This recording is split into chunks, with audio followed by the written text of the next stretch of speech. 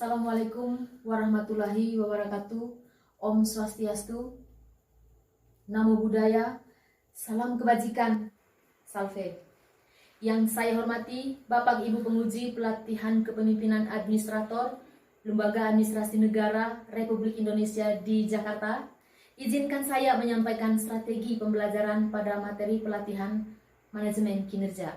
Saya Katarina Nikmat, SEMAP, Vidaswara BPSDM Provinsi NTT, pengampu pada pelatihan kepemimpinan administrator, khusus agenda 3, manajemen kinerja, dengan mata pelatihan manajemen kinerja.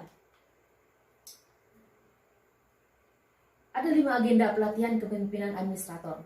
Pada sesi ini, saya akan menjelaskan kepada peserta tentang agenda pembelajaran pada pelatihan kepemimpinan administrator dan menjelaskannya bahwa saya mengampu pada agenda yang ketiga, yaitu manajemen kinerja.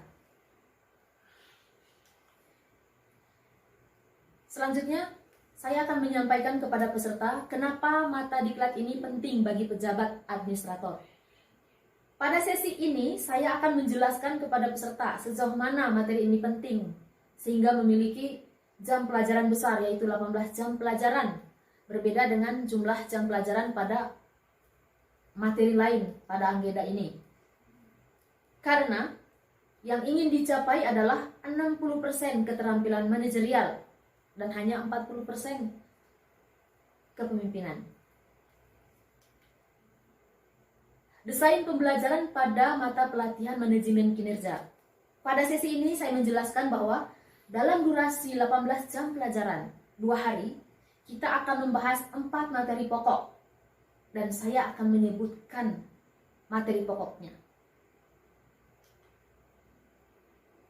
Strategi penyajian ada 3 sekuen.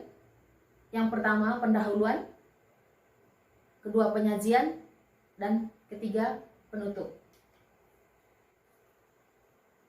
Pada pendahuluan, saya akan mulai dengan doa. Selanjutnya, perkenalan dimulai dengan saya memperkenalkan diri.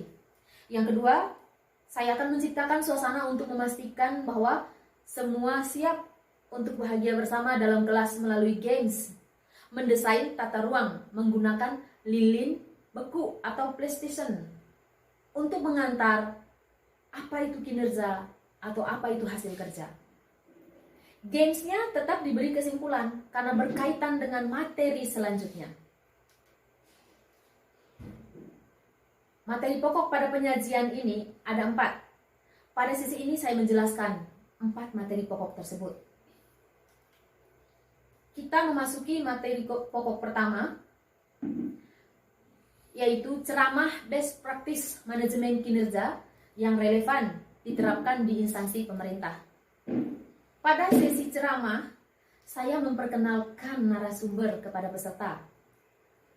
Yang kedua, memandu berjalannya diskusi. Yang ketiga, memandu pertanyaan dan waktu, atau saya berlaku sebagai moderasi. Yang berikut, saya tetap memberikan mereka keluasan untuk mengelola situasi agar tetap hangat dan intim, agar komunikasi tetap dalam koridor. Materi pokok kedua yaitu kebijakan manajemen kinerja. Untuk submateri sejarah perkembangan manajemen kinerja, saya akan memandu peserta melalui bahan tayang dari modul dan film pendek perkembangan manajerial negara-negara maju. Untuk submateri perkembangan kebijakan manajemen kinerja, saya akan meminta peserta untuk mengidentifikasi masalah pada lingkungan pelayanan mereka, kemudian temukan penyebab dan berikan solusi. Di akhirnya, saya menayangkan perkembangan kebijakan manajemen kinerja berupa teori para ahli berdasarkan modul. Untuk submateri keterkaitan antara kebijakan manajemen kinerja, saya meminta peserta untuk mengidentifikasi kebijakan terbaik di pemerintahan Indonesia dan membuat kesimpulan. Menentukan faktor pendukungnya apa, sehingga ada keterkaitan antara kebijakan dan manajemen kinerja. Lalu saya men-share Undang-Undang Keuangan Negara, men-share Undang-Undang Perbendaharaan Negara, dan Undang-Undang Sistem Perencanaan Pembangunan Nasional untuk menguatkan sub pokok ini. Materi pokok yang ketiga yaitu teknik manajemen kinerja. Pada sub materi perencanaan, pengukuran, dan perjanjian kinerja, saya memaparkan apa itu perjanjian kerja dan bagaimana mengukur berupa bahan tayang sesuai dengan modul. Yang kedua, meminta peserta dalam kelompok untuk mengangkat visi misi atau membuat visi misi, lalu uraikan tujuan dan sasaran dari visi misi itu. Lalu untuk mencapai tujuan, bagaimana menyusun indikator kinerja? Bagaimana membangun manajemen pengetahuan berdasarkan manajemen kinerja? Dan bagaimana cara mengevaluasi kinerja individu selama ini di tempat pelayanan mereka? Meminta peserta menganalisis apa akibat kalau kinerja tidak dibuat perjanjiannya dan tidak diukur. Meminta peserta menjelaskan sejauh mana manfaat reward dan punishment terhadap kinerja organisasi. Yang terakhir, saya menayangkan video pendek tentang contoh praktek terbaik pelaporan kinerja baik perorangan maupun bidang ataupun OPD. Materi pokok keempat, praktik baik manajemen kinerja. Yang pertama, peserta dikelompokkan menjadi 4 kelompok. Yang kedua, meminta peserta mencari praktek terbaik manajemen kinerja di Indonesia dan sebutkan faktor pendukungnya dan penghambatnya. Yang ketiga, meminta peserta kelompok 1 dan 2 menemukan contoh kasus yang menjadi praktek terburuk manajemen kinerja baik di Indonesia maupun di instansi masing-masing dan sebutkan faktor penyebabnya dan berikan solusi. Yang keempat, meminta peserta kelompok 3 dan 4 menganalisis hal-hal apa yang menyebabkan kepemimpinan menjadi tidak mampu mengatur bawahan dan mengakibatkan kinerja organisasi menurun.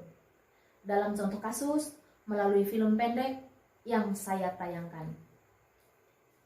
Yang kelima, saya menyimpulkan bersama-sama dengan peserta dan ditutup dengan menayangkan film pendek tentang gaya kepemimpinan era digital. Evaluasi. Pada sesi ini, peserta tetap dalam kelompok, meminta peserta membuat perencanaan kinerja. Yang ketiga, meminta peserta membuat perjanjian kerja.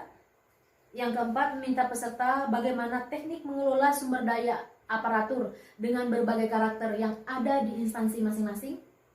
Yang kelima, meminta peserta mendesain penghargaan atau hukuman yang tepat untuk memperbaiki kinerja perorangan dan atau memperbaiki kinerja organisasi. Demikian desain pembelajaran mata pelatihan manajemen kinerja yang akan saya terapkan pada pelatihan kepemimpinan administrator nantinya. Selanjutnya akan disesuaikan sesuai dengan kebutuhan.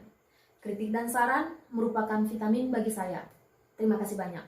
Wassalamualaikum warahmatullahi wabarakatuh.